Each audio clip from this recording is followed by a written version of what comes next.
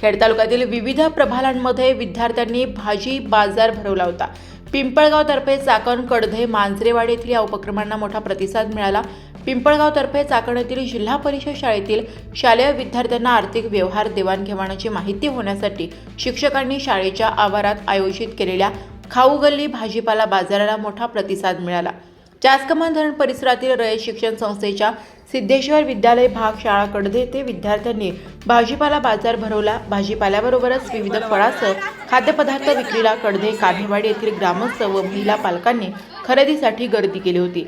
मांजरेवाडी पिंपळ येथील प्राथमिक शाळेत 1ली ते 4थी मुलांसाठी खाऊ गल्ली व भाजी बाजार या उपक्रमाचे आयोजन करण्यात आले। या उपक्रमात 20,000ची उलाढाल झाली। मुलांना व्यवहार ज्ञान मिळावे, नाणी नोटांची ओळख व्हावी तसेच श्रम प्रतिष्ठा या मूल्याची रुजवणूक व्हावी यासाठी या उपक्रमाचे आयोजन करण्यात आलं होतं। स्टॉल आहे ना पुढून